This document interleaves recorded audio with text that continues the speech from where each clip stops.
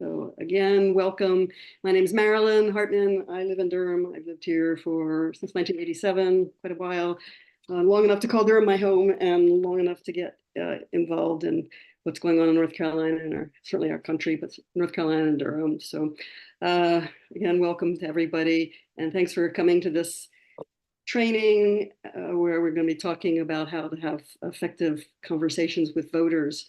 And I'm really just going to jump right in. I want to thank Diane Powell for helping me as co-host. She'll be watching the chat. I probably will not be watching the chat carefully because it's too much for me to pay attention to.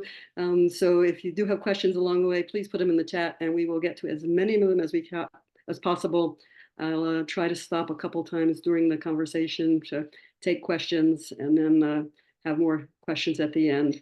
So Diane, thank you so much. I so appreciate your helping out and making this work. So here we go. I'm going to start by sharing my screen and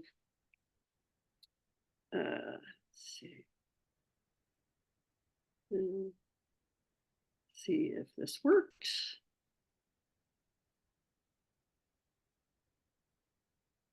Okay, everybody, I hope can see that little screen. I am, let's see, looks like I have a halo on my face, but anyway. Here we go. So we're going to be talking about how to have effective conversations with voters. And what I want to do really is to try to make it intuitive for you, intuitive about these conversations, because they are just conversations and we all have ideas and lots of experience in having conversations. So the task is to figure out how to put that experience and use it and develop our skill in doing this with voters, people we don't know when we start talking to them. So you've probably been hearing all over the place that this is not only is this a big election, but that we really need to turn out as many voters as we can, that the Democrats are reaching out not just to the strong supporter Democrats, but also to Democrats who are currently not paying attention and those who may not feel totally engaged yet, and some who may be having doubts and may be reluctant about the election. So we want to reach as many of those people as possible. If the more of those we can turn out for Democrats, the more likely we're going to win. And I'm very optimistic about that because I think we can do it. I really do. There's just a lot of energy in this city, county, state to turn out voters, and I feel very hopeful. So not only is turnout important, but we also know that conversations are the best way to turn out voters who might not otherwise vote. Some voters, as I said, are not engaged and may not vote for that reason, but there are other voters who just need to have someone contact them especially as they get closer to the election, to help them navigate the barriers in voting. And we're starting now to talk to voters to set them up to be receptive to that and ready for that. So we know that conversations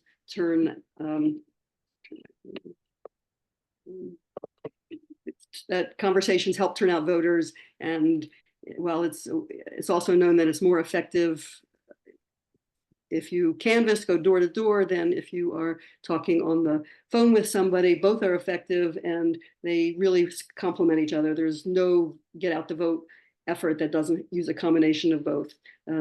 Talking to voters at their doors is really important, but we can't reach everyone that way. So phone banking helps reach more people, and so they complement each other. So I'll be talking as we go on later in this session. I'll be looking at the script that is now being used in the Durham County for talking to people at their doors, but almost everything I say will be relevant for phone banking. The main difference in my mind with phone banking is that it's a little more awkward because you can't see the person. And so you're kind of flying blind, literally. You don't have any visual cues. You can't use body language. You don't see someone's face. They can't see you're smiling as easily, though smiles do come across the phone. And so everything's just a little more awkward. But other than that, there's no real difference in certainly in how you approach having a conversation. And I think I'm glad you're all here because I think you're up for the task. A lot of you have already done it already. A lot of you probably have lots of experience that you could offer as well. But all of us at some point and sometimes feel either frustrated or nervous about it. And we have to figure out how to navigate through that. Conversations can feel awkward. I have a good friend who says talking to voters is an unnatural act. And it is, because we don't usually talk to strangers about things that are important. And we are approaching this conversation with a purpose, and they don't know that someone's going to be coming at them with a invitation to have a conversation. So it's not your typical normal everyday conversation, but if we recognize that, and we can think about how to make a conversation feel less awkward and make it start feeling natural, that's when we get some traction. Also, you hear from a lot of people who've tried phone banking that or canvassing, talking to voters, and are frustrated because they may go through a shift of canvassing or phone banking and only end up with a very small number of satisfying conversations. And I just want to say that that's a win. If you have a small number of satisfying conversations in a session, that is a win. We're all like, I use the analogy of we're all contributing drops of energy, drops of water in a bucket, each of us on any one day contributing just one drop, but there are lots of us contributing those drops. We're going to fill those buckets, and then we're going to bring in more buckets and fill more buckets. And you just have to think of yourself as one person in a large collective of people who are reaching out to voters. If you feel like you're not good at it, you're too shy, you really get nervous about it, well, welcome to the club. I think we're all here, we're all in that boat, and a lot of very experienced volunteers feel the same way at times. We know it's important, and we really want to try to do our best to make our time work for us. So yes, we're going to have doubts. Yes, you're going to have some sessions that are not as satisfying as others, some canvases that are not as satisfying as others, but collectively, you just have to remember, it's not even faith, it's just a fact. Collectively, it makes a big difference. So I'm going to talk about conversations, and I like to talk about what the goals of these conversations with voters are. And as you can see at the bottom of the screen, I'm going to be talking about the goals of scripts, and they overlap, but they're not exactly the same.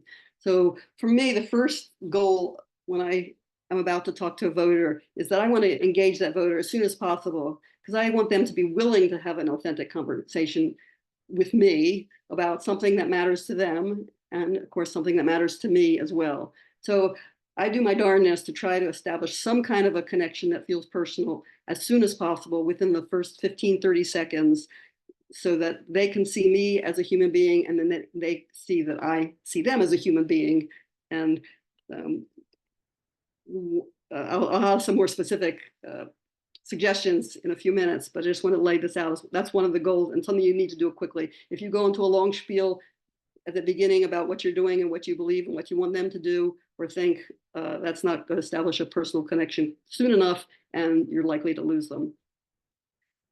The second goal for me when I have talked to voters is I want to provide something that is useful to them, something they want, something they need, something they will like. If it's all about me and the Democratic Party, to me, I stay away from conversations like that. I try to always provide some kind of a service. I am there. I have something to offer. I have my enthusiasm. I have my passion about this, my knowledge, my time. I'm providing a service, and they're adults. They can decide not to accept that gift, but I try to offer something that they need in order to become a voter. So that can be a number of different things. It can be raising awareness of the issues, the candidates, or the stakes, but it has to be in the context of what they're interested in. We can try to increase the voters' understanding the importance of voting the whole ballot. We can help voters work through their own doubts or reluctance to vote. In fact, I think that's a big service. We can be for those, sometimes you're doing outreach and you're finding people who are already on board, and we'll start talking about why we have to win and why They've always been Democrats, and they're going to keep voting Democrats. And we have an important role there to be a cheerleader for them. They don't always feel confident about being a Democrat or winning, and for them to know that you're there to support them as being as a voter and as someone who has some of the same values you have can be really impactful. And of course, one service we provide some of it we've done more intensely closer to the election time, but helping voters navigate the barriers to voting. So first goal, engage. Second goal, have a purpose to your conversation that provides something that the voter might need. And the third goal is really just to give the voter a chance to be seen and heard. You're going to find voters sometimes need to vent, sometimes they need a sounding board. A lot of them, political conversations are hard. How I have in my social networks, most of the people I know agree with my politics, but they still don't want to talk about politics. It's just, or elections. It brings up a lot of strong emotions, some negative emotions, fear, outrage, frustration, powerlessness. It's hard to have a conversation about voting. And you will be, if you haven't done this a lot, you will be surprised how many people are out there who really do want to have some conversation about politics. And along the way, you end up offering appreciation for them. They get some affirmation for how they're thinking, what they're feeling, and they feel less isolated. Democrats can sometimes feel very isolated, maybe not so much in the city of Durham, but sometimes in their family or larger communities. I've talked to, a couple of weeks ago, I talked to a voter in, I think she was in Fayetteville, and she was a military family, and she and her husband had essentially lost all their friends because they were Democrats and all their friends were Republicans. But as you well know, even though those of us who are Democrats do have family members sometimes who are have very different views. So you'll definitely come across Democrats who feel like they are alone and can't have these conversations. And so to me, that's one of the really important services we are providing to people. People in this day and age really do have a need to be seen and heard. And there's a story, I think it was in the New York Times, of the wife of a candidate in some other state who they knocked on 8,000 doors in their district and just talked about how much they heard story after story and how much people wanted to talk about their stories. So as I said, the goals of scripts are not always the same as goals of conversation. The goals of conversations are to get a conversation going and to make it engaging and interesting and impactful and personal for the both of you. When you see a script, sometimes the scripts are going to have specific purposes. Different scripts have different purposes. Some of them are out there to get the volunteers to help bolster the name recognition of a candidate or make sure that voters know what the positions and values are of candidates. Sometimes they're out there to encourage people to vote the whole ballot. Some of you may be familiar with the group Flip NC, which right now is trying to raise awareness of the judicial races and how important they are and how important it is to elect Democrats for those races. Sometimes scripts are providing information about the voting process. We're going to do a little of that in the current canvassing script. At the very end of it, we offer a QR code so that people can get a reminder on their phone on the first day of early voting. So we're doing a little bit of that right now. Sometimes scripts don't seem like they're very centered around what the candidate needs. They're more centered around the need of the party or campaign for planning. They want to find out what issues that voters care about so they know later when they approach voters what to focus on. They want to assess support for Democrats or for a specific candidate because they want to know later on at get out the vote time whom they should target. If somebody's already a strong supporter and votes all the time, no need to circle back to that person. Someone's going to need a nudge, and you know that early on. If you know that early on that they're likely needing a nudge, but likely to vote for Democrat if they are nudged, then that's helpful for planning. And the same thing for just the overall likelihood of voting. If you talk to someone who adamantly says they're not going to vote and your conversation doesn't change anything, they may not be as good a target for later get out the vote. And for those of you who are not familiar, GOTV stands for get out the vote. Also, sometimes early on in a campaign and even into the early fall, when you are canvassing or phone banking, you are helping the campaign to clean up their voting lists, find people who have moved, find telephone numbers that have been disconnected, find people who find out people who are deceased. It makes the later get out the vote a lot more streamlined.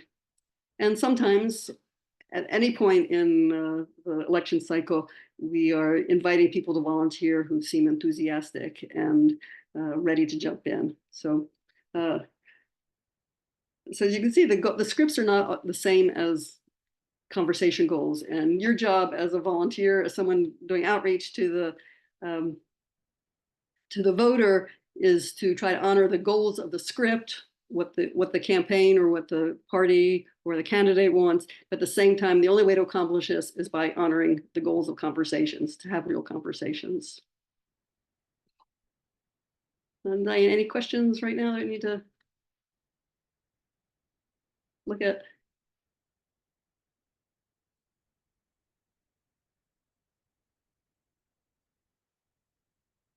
Okay, I'll just keep going then.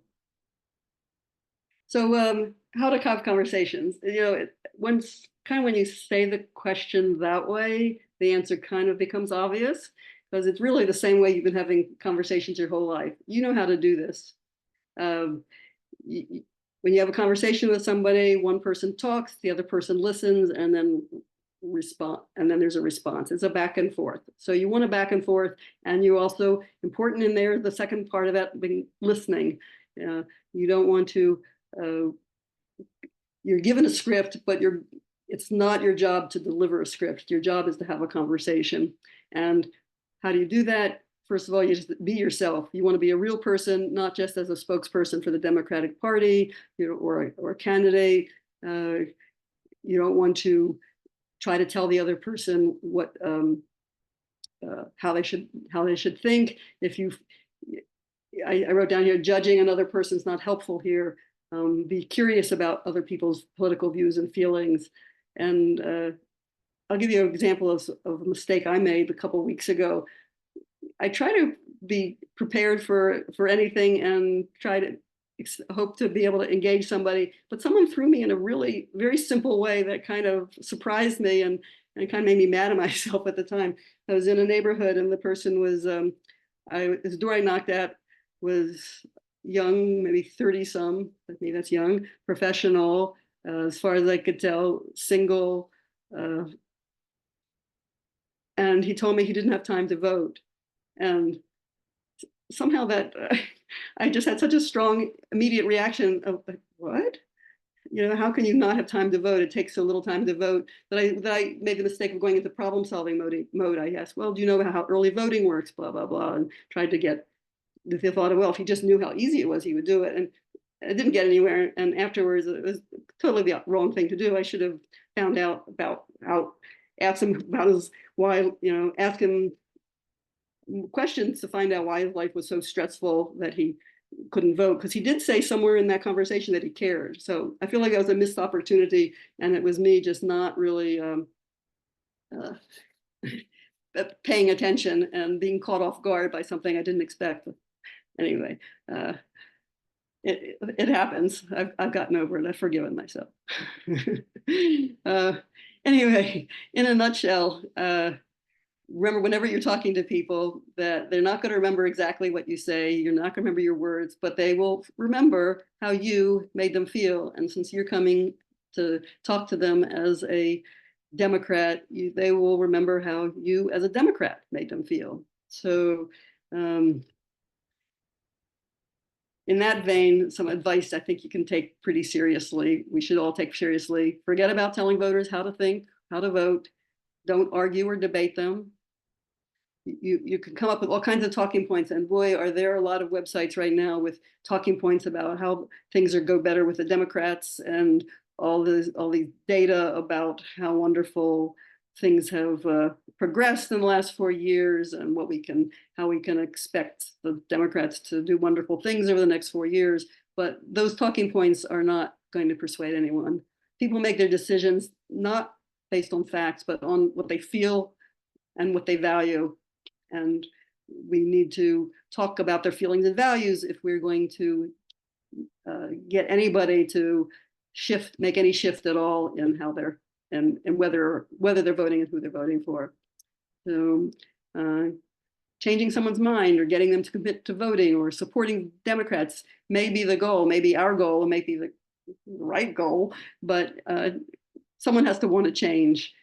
Your role as a volunteer doing voter outreach is simply to facilitate the process. You want to make it more likely that that person is going to vote for Democrats.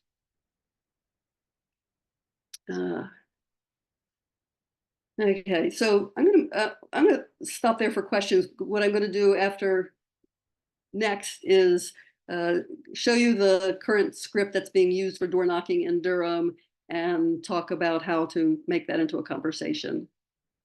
Diane, are there any questions coming up? No? Okay. Okay. So this is what the current script looks like. My reading of it is that as a volunteer, I'm supposed to assess the likelihood that somebody's going to vote, and the likelihood that they're going to vote the whole ballot for Democrats, and along the way to encourage them to vote if they're not, if they're having some doubts. So it's a very bare bones script. When I talked to Jonathan Riley about it, he's our paid Durham full-time, yay, Durham County Democratic Party organizer. What he told me the first time I went to canvass with him was, okay, this is just a very bare bones idea of some of the ideas you want to get across, or some of the things you might be thinking about, but basically elaborate on it. It's very bare bones. Make it work for you. And so when you go to canvass, the script is going to say, I think first you ask the person. I think I may have missed a line here about ascertaining who it is you're actually talking to, but basically, my name is Marilyn. I'm volunteering with the Durham Dems. And then I'm just going to read it to you. And just as I read it, just think about how it would feel to you if someone arrived at your doorstep and delivered this message. 2024 is a critical election year. Many of our personal rights are on the line. For example, the Republican candidate for governor has promised if he wins, he will pass a total abortion ban, no exceptions. Do you support Democrats up and down the ballot in 2024? And then presumably, if you get to the point where they say, yes, I'm with you, you say, great, what motivates you to vote in this election? What issues are you thinking about as a voter? And the purpose of that is to have the person just both let us know, the Durham Dems know what issues people are concerned about, but also get the person to think it through and articulate and give them a little chance to get excited about voting and even more excited about voting. So obviously, this is not a script you're going to deliver this way. And when I pose a question to myself, like, what might that script sound like to a stranger? What would it sound like if somebody came to my door and said that? And I think, first of all, they're assuming that I don't know that this election is a critical election. They're assuming that I am in favor of abortion rights, and not every Democrat is completely on board. There's a wide range of views on that. And asking me if I support Democrats up and down the ballot, well, that's kind of asking are they surveying a personal question? Or is this person volunteer surveying me? What are they going to do with this data? Why do they want to know this? So I think of those if you just deliver something like that, the person is going to become even more skeptical than they would ordinarily be when someone comes to the door. After all, they're opening the door, so they've got at least a little bit of openness to talking to you. And it doesn't really it feels like a speech is being delivered rather than a real person talking to you. And it feels like as a voter that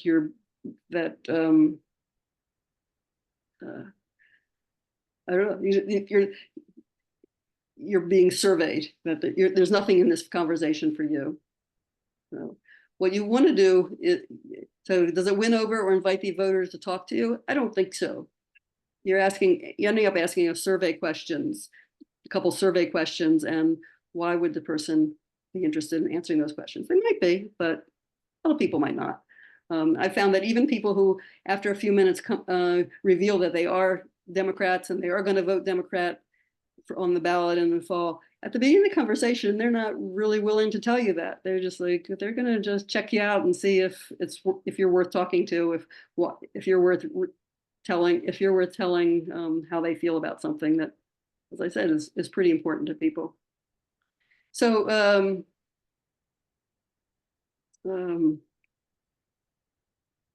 yeah, I'll take a question now. I see David has a question. Thank you. Let me how to lower my hand first. Get that out of the way. So yeah, I had the same feeling you did about that brief script. I also felt the transition between the Republican governor candidate might ban abortion completely, and then are you going to vote? That was so abrupt. It just didn't ring true to me. Do you support the Democrats? The Republicans are creep. Do you support the Democrats? I mean, it just was too abrupt for me. Right. So yeah, I agree. And I think Jonathan would admit that I don't think he uses that himself, but I think he's just throwing out some ideas. Okay. But it doesn't give you any guidance either, right? It tells you get something that you don't want to use, but it doesn't give you very much guidance. Right. So here's my guidance.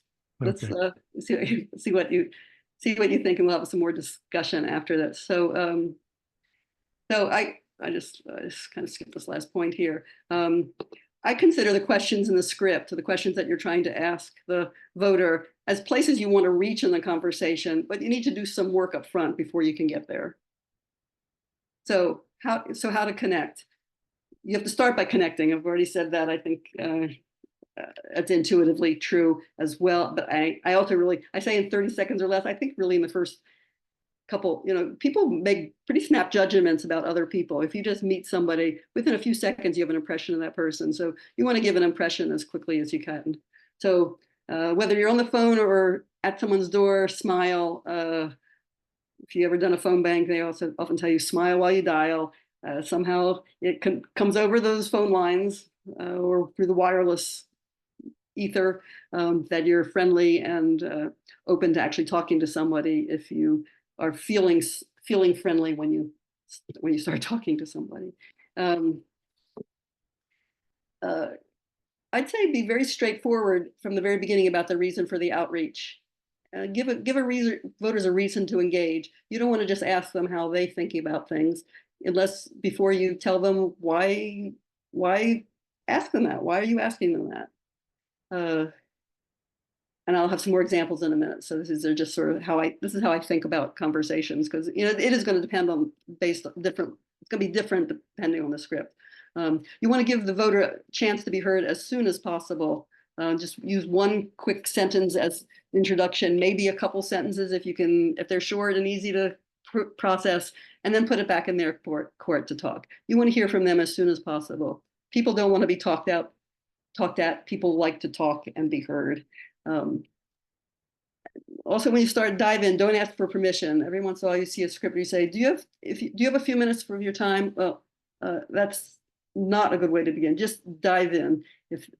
Be assertive. They can be assertive back and say, oh, I can't do it. We're in the middle of dinner, or my child is crying now, or whatever. They can do that, but you don't need to wait for permission to talk to them. And always be looking for cues about the voter. It's easier when you're door to door. You can see children's bikes see a lot of children's shoes on porch doors. See if they get a sense of their children, get a sense of whether they like to garden. I try to be alert for something they may have in common. Dogs are a good connector. A lot of people have dogs. I heard a webinar last week from someone, and I think she was a state legislative representative in Arizona, I think it's Arizona, New Mexico, who said she brings dog treats with her. She never offers them without asking, but she carries dog treats. She's clearly a dog lover. So you're looking for ways to connect. Okay, so here's some specifics, and you can consider them. You may or may not like my exact wording, and I'm not sure I ever come up with the same words more than once anyway, but hey, my name is Marilyn, are you? And Jonathan likes to ask people, what's your name? And that's okay too. You don't really need to know the name of the person you're talking to, but if you're trying to fill in the minivan information, you do want to know whether you talk to the right person. Lots of times you won't be talking to the right person. I've talked to the mother of the person who lives there. I've talked to various family members, and sometimes I've end up talking to somebody who has moved into the house and the person I'm looking for doesn't even live there. So it is good to find out whether you're talking to the right person or not. And I say something like, I'm volunteering with the Durham Democratic Party, and we're reaching out to other folks in my community. Like it's my precinct, I get to say in my precinct, and to talk to folks about the upcoming election. How's your day going? How's your day going? I get a lot of controversy about this. I don't always do it. Sometimes if I sense that the person is impatient to find out what it's all about, what this conversation is about, then I don't ask the question. I'll just skip ahead.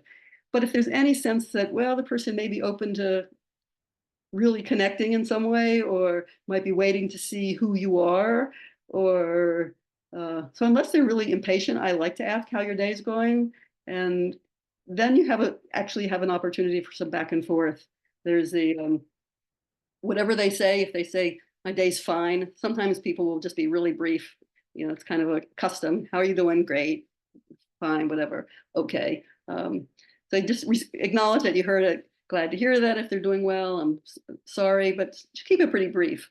And then just jump in and say how you're doing, because this is your first chance to have some kind of a personal exchange. I'm doing okay. My allergies have been bad, but they're getting a bit better, feeling better.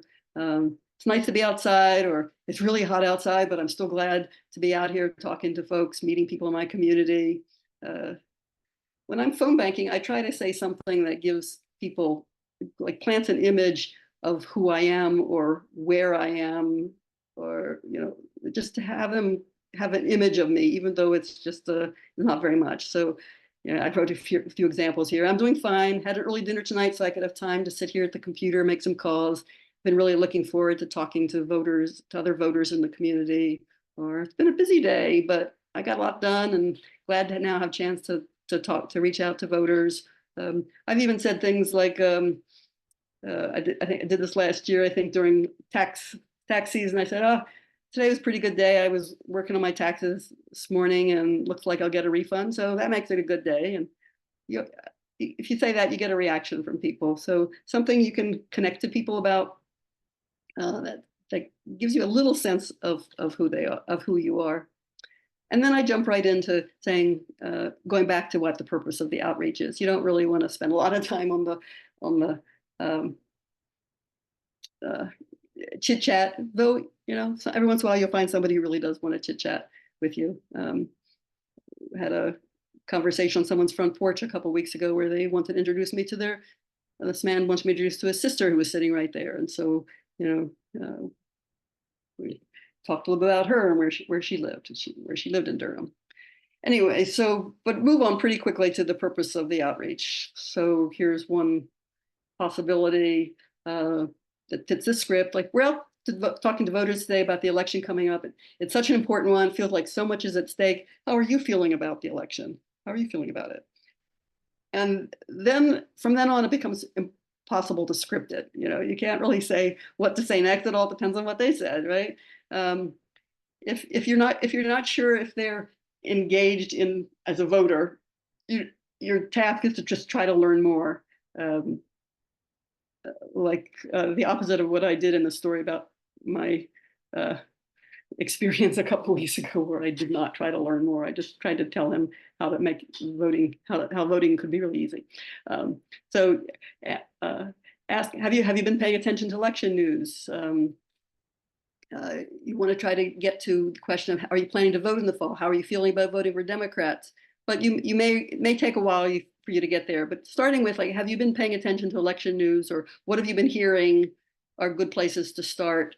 And then you'll get a sense of, some people will say, oh, I'm not paying attention to the election right now, or they might say, I'm going to do my research on candidates and figure it out who I'm going to vote for, or you might start hearing people's disinterest or disgust or discouragement about politicians or about the Democratic Party, and that's okay. You want to get that out. It's someone said the other day on a webinar, like, you actually kind of want to let them get out all that negative stuff so you can help them move on to something else. It's almost like they have to get out all the bile, is the word that this speaker said. Get out all the bile, and then you can start talking about maybe what they would like to have happen and what matters to them.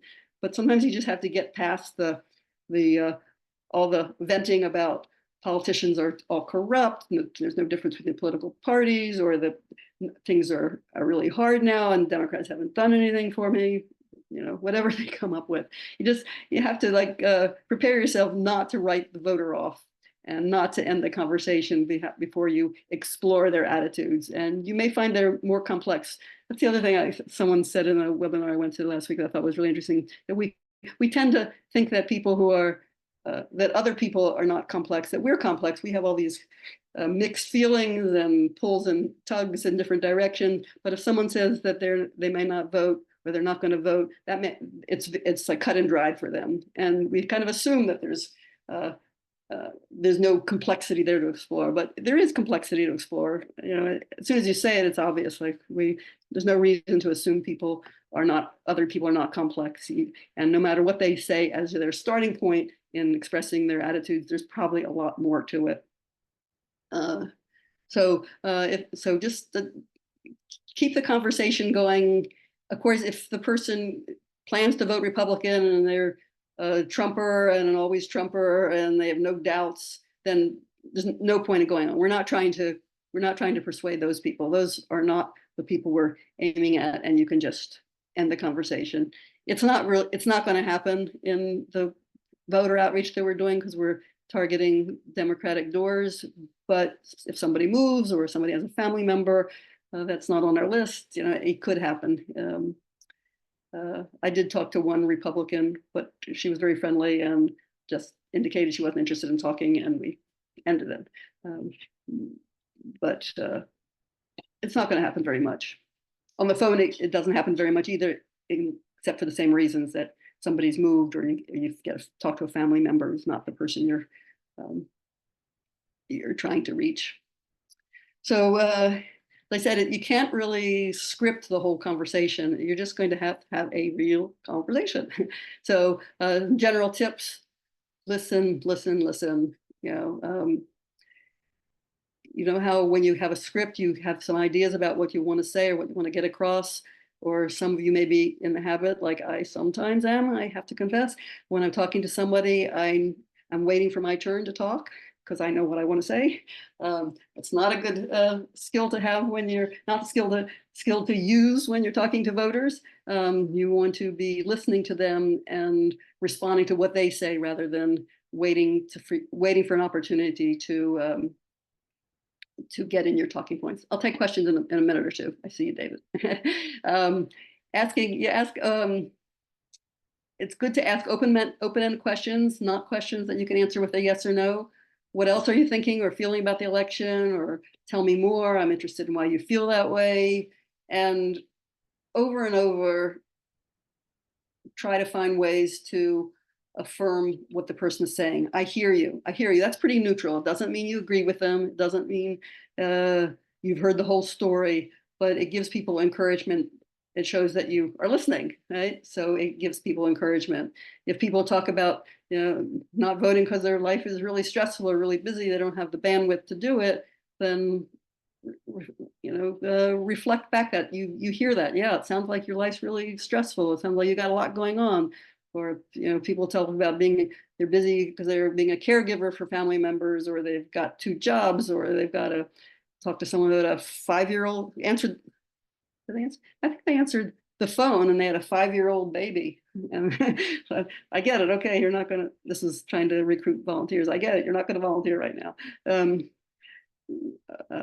But if people are really feeling bad about the political system, I hear you. It sounds like you're disappointed or frustrated or angry at our government, whatever it is you're hearing. It sounds like you're not sure whom to believe or trust. They're just ways of affirming what the person is feeling and letting them know that whatever feelings they have, they're their feelings and they're entitled to their feelings. Sometimes it's really useful just to repeat back what you hear, using the exact words. And sometimes I'll even ask, did I get that right? Is that what you meant? Because it's very easy when I repeat back what someone says for me to add a little interpretation, add a little twist to it or something like that. So it's sometimes good to check in with the person. Is that what you meant? Is that right?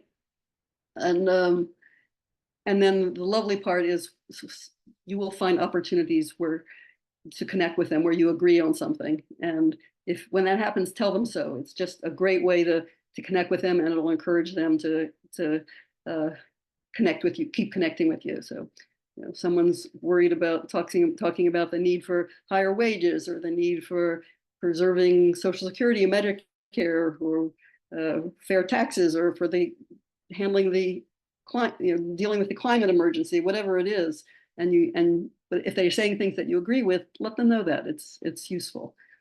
It keeps the conversation going and it keeps them engaged. I'm with you. I feel the same way. Yeah, I get that. I understand. And one of the not aims, that's not the word I'm looking for, but when you want to really go beyond people's feelings, you want to find out what they care about. And if you can start to make guesses based on what they say, then express that to them, because that gets at what they really value in life and what really might motivate them to try to vote for change, vote for something, vote for a better life or a better future. So it sounds like you really care about, sounds like you really care about being able to take care of your family. It sounds like you really believe everyone should have opportunities for a better life, or you really believe that people who work hard should be able to get by, get to survive. So those are some specific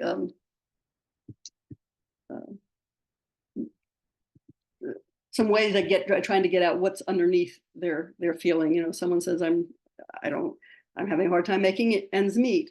You can start diving into that. And I've talked about some of these follow-up questions already. What are you hearing about election? If somebody is say they're not planning to vote, I often ask, have you voted in the past? And if so, what motivated you to vote then? Sometimes that can give you clues as to what they're about and whether they're going to vote again, and what might make them vote again this year. When they start talking about things they care about, then you want to find out what issues they care about, and what changes they'd like to see in the government. What changes they'd like the government to make? What issues really matter to you in this election? And you can suggest, if they don't come up with any of them, you can mention some, just whatever you want, whatever's on your mind. And again, just reflect back, use questions, let them know, let them express themselves. And at the end, this is really critical. What you really want to do is connect that issue back to the value of voting. So you want to know how they feel about the issue, why it's important to them, and then bring it back to the election. So if you could change something, then you would like the government to do such and such. Is that right? Or you could just ask them what they would like the government to do, and bring that back to the election.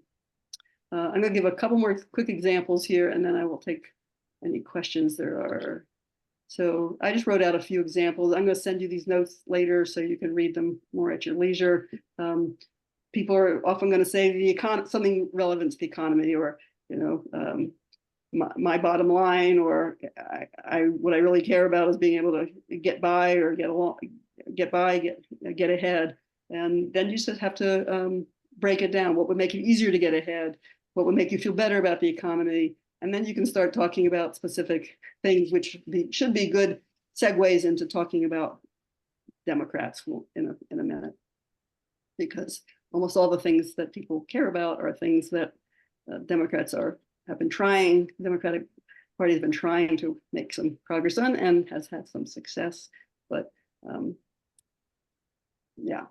And then at this point, I also try to emphasize that not only am I agreeing with this person, you know, say about the economy or climate, whatever they talk about, but that they're not alone, that I'm with you. A lot of people are struggling to make ends meet and have a hard time getting ahead. And, you know, I wrote out a little something different than right now. I was just thinking to say, struggling to make ends meet and have a hard time getting ahead. Wouldn't it be great if we all came together and got the government to do things better, to do things that would help us, or something like that. I have a couple more examples here. I think I'm going to skip them for now. You can read them later. People may say immigration's their issue. I try to get them to talk about what they think would be fair. You know, I think you could agree that we can't have completely open borders. I think most agree with that. I'm not sure. But so ask them what they think would be fair, and that might help them sort out their feelings about who to vote for. And the same with gun rights. Some people are concerned about gun rights, but maybe the underlying feeling is that they don't feel safe, or that they're concerned about crime, and you can start talking about crime rather than the absolute right to have a gun in any, you know, and you know, that whole line of thinking.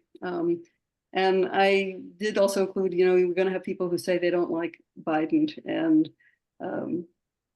you don't have to agree with them, but you could just hear the reservations, why they may not have faith in Biden.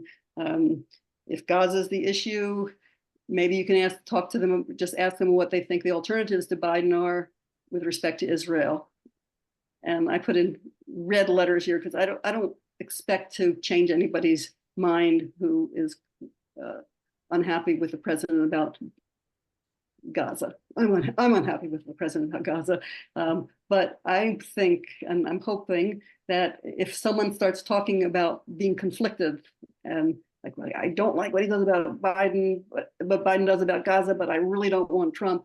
If you can start talking about their conflicted feelings, that's going to be a good step towards later deciding that they're going to go ahead and vote for president. It's not a guarantee, but it's a step, and you can expect in one conversation to get them where we hope they will end up and deciding to vote Democrat. So if this is as far as you get, great. At least you're talking about the complexities of it, and this is a complex issue. It's probably the one in certain groups of our segments of our electorate is a very, very big complexity in their views about Democrats. If it weren't for Gaza, they'd probably be all in for Biden by now, even though he's blah blah old, or even though they want someone younger, even though they have other reservations. Okay, I'll take a few questions now. Diane, and you raised the hand. I think there might have been. Yes, I was going to touch base on a few comments and questions. Sure. One is that the issue you were just raising provides a really good opportunity to talk about the importance of voting down ballot. That we are not just talking about electing a president, but we are talking about electing a lot of people that are very important to us. We also had the suggestion that you actually did to say Democrats, not Dems. I think Dems sounds a little jargony, but you didn't say it. You said Democrats, even though it's written Dems in the script. Yeah, I agree. Somebody else was talking about giving yourself some grace, and that it may take a few doors to get into a pattern and feel comfortable with this, especially if you're new at it. Yes, all true. Also, there was a question about how to have conversations with friends and family who want to vote Democratic but can't support Biden, which I think you just have Mhm. addressed a bit. Yeah, again, it's complicated, and I think it's going to take multiple conversations and getting closer to the election to get some of those people to settle into seeing the stark choices we're having. Yeah, but I know it's something we're all a little concerned about. Okay, let me go on, and it's time is running out, so I just have a few things more to say, and then we'll take questions. So important, make the conversation personal, and by sharing some personal story about how something in your life connects to the stakes for this election. It could be about why you care about abortion, or why we really need better wages, or better or why we need voting rights, but don't do it in an abstract way. Do it in a way that connects to your personal situation. So, my partner has grandchildren who are considering having children, and without reproductive rights, I worry about them. And one of them has some medical issues, and so if she decided to have children and has a complicated pregnancy, I want her to be able to get good health care, and I worry that something might happen and she would not get the health care she needed. So that's a personal story. You can come up with one for health care, or for wages. I could come up with lots of stories, but you give yourself some time before you go canvassing or coin banking to think about it, so you won't feel like you're stumbling for what to say.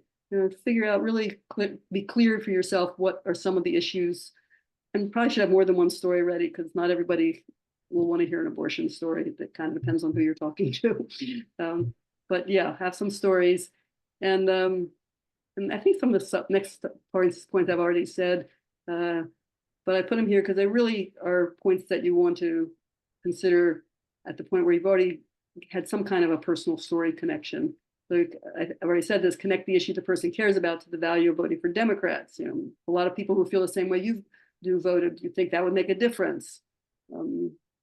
Every vote matters. Sometimes elections are decided by a few hundred votes, and sometimes even by a coin toss. This is true in North Carolina. I have never actually used that. Well, I have used the first part about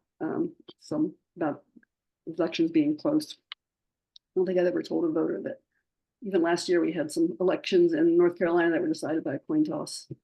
And you can always ask, if you're trying to figure out a segue into how to share what your views are, you can always say, may I share with you why I think the Democrats are on your side more than the Republicans? Or sometimes people say the Republicans are better on the economy, but that doesn't ring true to me, and then explain why. The next thing I wrote here is probably a good example. Republicans seem to want to help corporations make huge profits at their expense.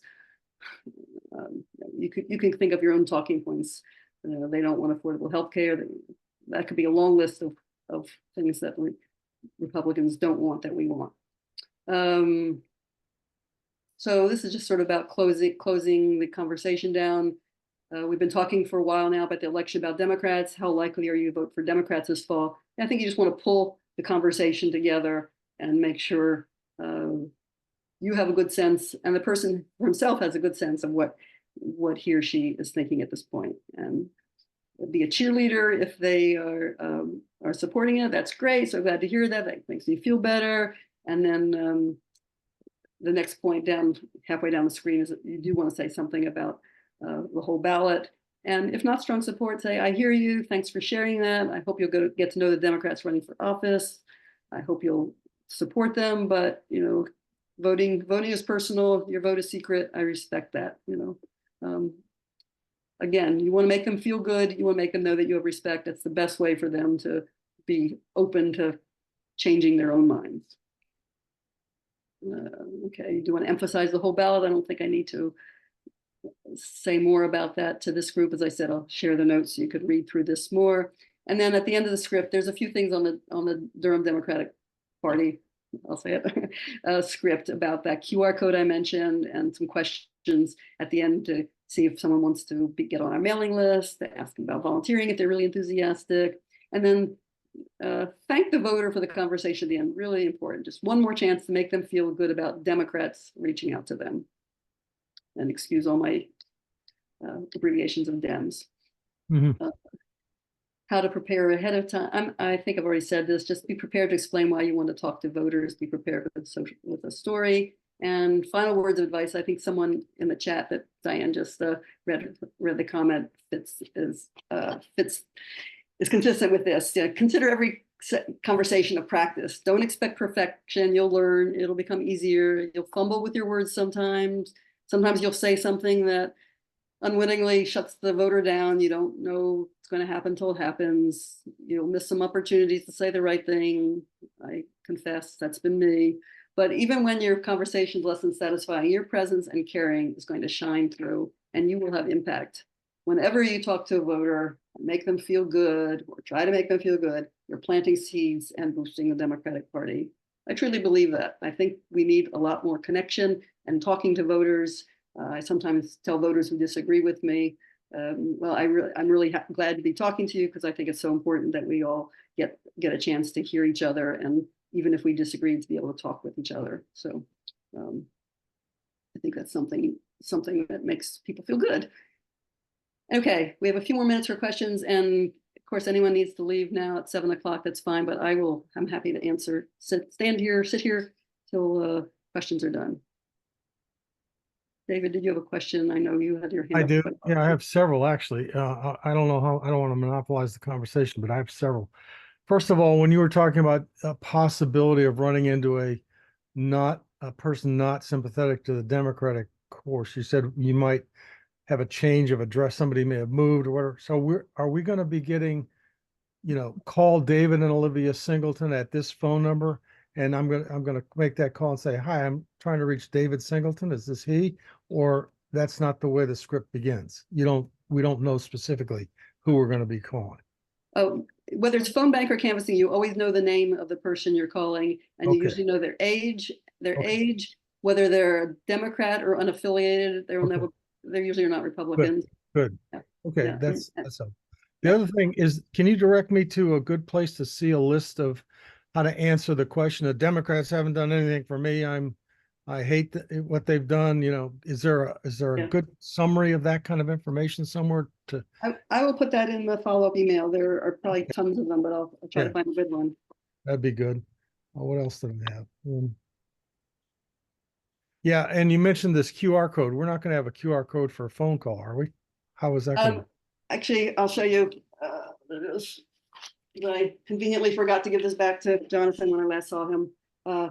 The back, you carry this when you're canvassing, and there's a QR code, and you ask the person if they want to take their phone and scan that. That's if you're out banging on door. doors. I'm going to be phoning people. I'm not going. Yeah. Okay. That's not part of any phone bank script that I know of. Okay, thanks. Okay. Yeah, Diane, go ahead. Right now, the Democrats are calling for volunteers. They're not reaching out to voters about voting. So the QR code isn't really applicable. We're only calling really big supporters. So it might get incorporated into a text follow-up later, which might be a good idea. Yeah, that's right. The calls for the phone banking right now is actually kind of fun because you're calling strong Democrats who might be interested in volunteering. And so there's no persuasion, there's no assessment of whether they're going to vote for Democrats or not. You're just asking them if they're interested in volunteering, essentially. Yeah, that was my other question. Is there a script for that kind of? Yeah.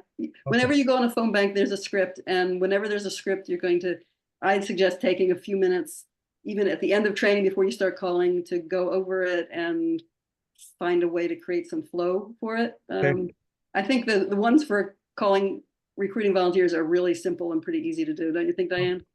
Absolutely. So I'm scheduled first to do that this coming Wednesday. Are there going to be instructions that I get a few hours before Wednesday, or when timing of that? you'll get the training at the beginning.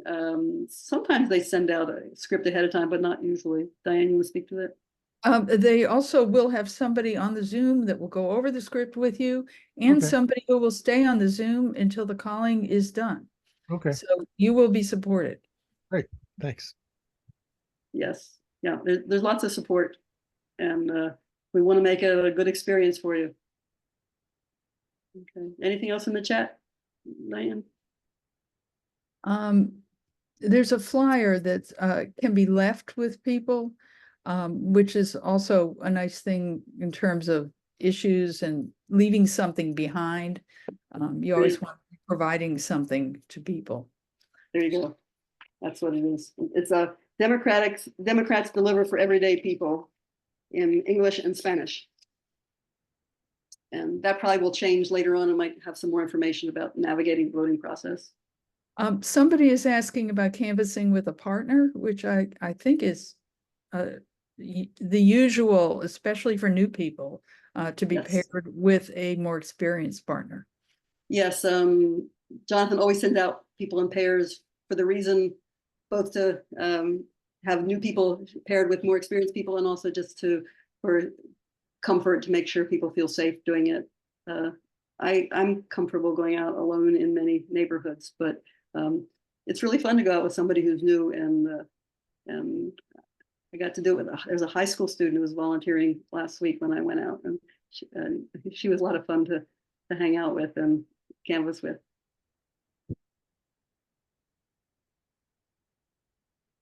So Karen Dixon, you have your hand up. Are you still here? Karen? You can unmute yourself. Yeah, I did.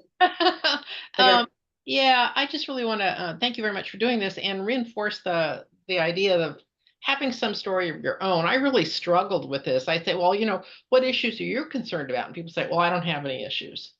And that was going to be the end of the conversation.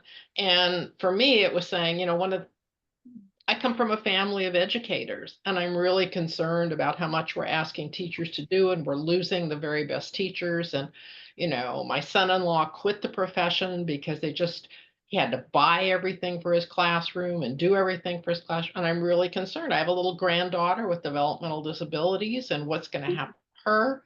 I'm wondering if there's anything that you think about when you go vote.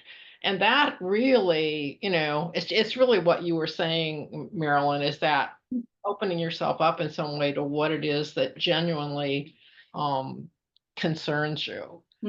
That's such good advice. And empathizing, I think, is important to say that you do hear people, and that makes sense that they might feel that way. Doesn't mean I feel that way, but it might make sense that they feel that way. So thanks for doing this, Marilyn. Well, and thank you for your contribution to not just volunteering with that story. Thank you, thank you, thank you. Any other? Okay. Well, I will, at the bottom here, I will send you the notes, but if you don't know already how to find out all the volunteer activities available to us, it's durhamdemocrats.org/volunteer-events. You haven't found that, you will see it on the follow-up email, because I will send you these notes, and I will send you a recording once I get it. And I think that is it. Great. Thanks, Marilyn. Okay. Oh, one more raised hand, I see.